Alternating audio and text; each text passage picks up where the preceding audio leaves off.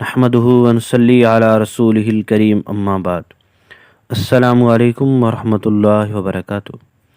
ایک بھائی نے سوال کیا کہ جس طرح ہم نماز میں بھولنے پر سجدہ سہو کرتے ہیں، کیا یہ طریقہ احادیث مبارکہ سے ثابت ہے؟ جواب میں عرض ہے، بالکل یہ طریقہ حدیث مبارکہ سے ثابت ہے۔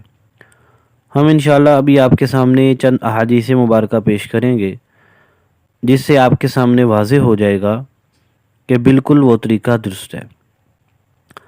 حضرت عمران بن حسین رضی اللہ تعالیٰ عنہ فرماتے ہیں، اللہ کے رسول صلی اللہ علیہ وسلم نے ایک دن نماز پڑھائی۔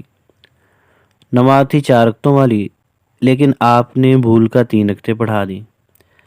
پھر آپ کو بتلایا گیا کہ رسول اللہ غلطی ہو گئی، 1 رکعت رہ گئی۔ فصلی رکعۃ، پھر آپ نے ایک اور رکعت پڑھائی جو رہ گئی تھی۔ ثم سلم، پھر آپ نے سلام پھیرا۔ ثم سجد سجدتین، پھر 2 سجدے کیے۔ ثم سلم، پھر سلام پھیرا۔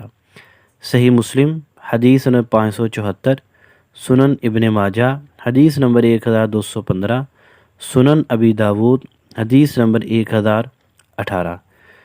اس حدیث مبارکہ سے ایک بات یہ معلوم ہوئی کہ پہلے سلام پھیرا جائے گا، 2 سجدے کیے جائیں گے سہو کے، پھر سلام پھیرا جائے گا۔ ایک اور حدیث سن لیجئے، اس سے بھی یہی معلوم ہوگا کہ سجدہ سہو میں 2 سلام ہوں گے، ایک اس سے پہلے اور ایک اس کے بعد۔ یہ سیدنا ابو ہریرہ رضی اللہ تعالیٰ کی روایت ہے کہ اللہ کے رسول صلی اللہ علیہ وسلم نے 4 رکعتوں والی نماز میں غلطی سے 2 رکعتیں پڑھا دی۔ پھر آپ صلی اللہ علیہ وسلم کو بتلایا گیا، فقام، آپ کھڑے ہوئے، فصلی رکعتین، پھر آپ نے 2 رکعتیں پڑھائیں۔ ثم سلم، پھر سلام پھیرا۔ ثم سجد سجدتین، پھر آپ نے 2 سجدے کیے۔ ثم سلم، پھر سلام پھیرا۔ سنن ابن ماجہ حدیث نمبر 1214۔ اس روایت کی سند بالکل صحیح ہے۔ اس روایت سے بھی معلوم ہوا کہ سجدہ سہو سے پہلے بھی ایک سلام ہے اور سجدہ سہو کے بعد بھی سلام ہے۔ اب ہم کس طرح پڑھتے ہیں؟ ہم پہلے تشہد پڑھتے ہیں، پھر سلام پھیرتے ہیں، پھر 2 سجدے کرتے ہیں، پھر تشہد پڑھتے ہیں، پھر سلام پھیرتے ہیں۔ اب ایک بات تو ثابت ہو گئی کہ سجدہ سہو سے پہلے بھی سلام ہے اور اس کے بعد بھی سلام ہے۔ اصل میں جو حضرت عمران بن حسین رضی اللہ عنہ کی روایت ہے، یہ بہت ساری کتابوں کے اندر ذکر کی گئی ہے، اور اکثر کتابوں میں یہ روایت مختصر ذکر کی گئی ہے، یعنی کہ جب یہ روایت ذکر ہوتی ہے تو اس کے کچھ نہ کچھ الفاظ رہ جاتے ہیں۔ اب یہاں پر آپ دیکھیں 3 باتیں ذکر ہوئی، سلام پھیرا، 2 سجدے کیے، پھر سلام پھیرا۔ حضرت عمران بن حسین رضی اللہ تعالیٰ کی اسی روایت کو جب ہم دیکھتے ہیں ایک اور کتاب کے اندر، مثلا ابن حبان میں، تو حضرت عمران بن حسین رضی اللہ تعالیٰ فرماتے ہیں، اللہ کے رسول صلی اللہ علیہ وسلم نے فصلی رکعۃ، پھر آپ نے وہ رکعت پڑھائی جو رہ گئی تھی۔ ثم تشہد، پھر آپ نے تشہد پڑھا، وسلم، اور سلام پھیرا۔ ثم سجد سجدۃ السہو، پھر آپ نے سہو کے 2 سجدے کیے۔ ثم سلم، پھر سلام پھیرا۔ صحیح ابن حبان حدیث نمبر 2673۔ اس روایت سے واضح طور پر معلوم ہوا کہ پہلے تشہد ہوگا، پھر سلام پھیریں گے، پھر سہو کے 2 سجدے کریں گے، پھر سلام پھیریں گے۔ اب اس کے اندر ایک چیز اور رہ گئی کہ سجدہ سہو کے بعد بھی تشہد پڑھا جاتا ہے، اس میں ذکر نہیں ہے۔ ایک اور روایت ہمارے سامنے آتی ہے، وہ ہے سنن ابی داود کی روایت نمبر 1039 ہے، اور اس کی سند بھی بالکل صحیح ہے۔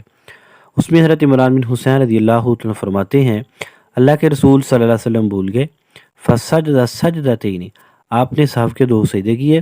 ثم تشہد، پھر آپ نے تشہد پڑھا۔ ثم سلم، پھر آپ نے سلام پھیرا۔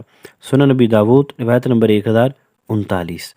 اب ان تمام روایتوں کو دیکھنے سے یہ معلوم ہوتا ہے کہ آپ صلی اللہ علیہ وسلم کا طرز یہ تھا، حضرت عمران بن حسین رضی اللہ عنہ کی روایت کے مطابق اس کے متعدد طرق ہیں، ان تمام طرق کو جمع کرنے سے نتیجہ یہ نکلا کہ آپ صلی اللہ علیہ وسلم نے رکعت پڑھائی، پھر آپ صلی اللہ علیہ وسلم نے تشہد پڑھا، اور آپ صلی اللہ علیہ وسلم نے سلام پھیرا، پھر آپ صلی اللہ علیہ وسلم نے سہو کے 2 سجدے کیے، پھر آپ صلی اللہ علیہ وسلم نے دوبارہ تشہد پڑھا، پھر آپ صلی اللہ علیہ وسلم نے سلام پھیرا۔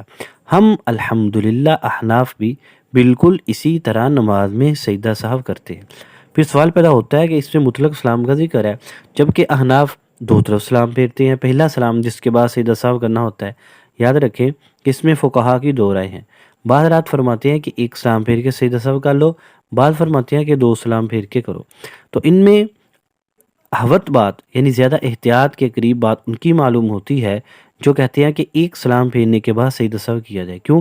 اگر امام دونوں طرف سلام پھیر دے گا تو وہ مقتدی جن کی ایک یا دو رکعتیں رہتی ہیں وہ تو اپنی رکعتیں پڑھنے کے لیے کھڑے ہو جائیں گے، اور امام پھر سجدہ کرے گا اور وہ کھڑے ہیں، پھر اس سے مقتدیوں کی نماز میں خاصا خلل واقع ہوگا۔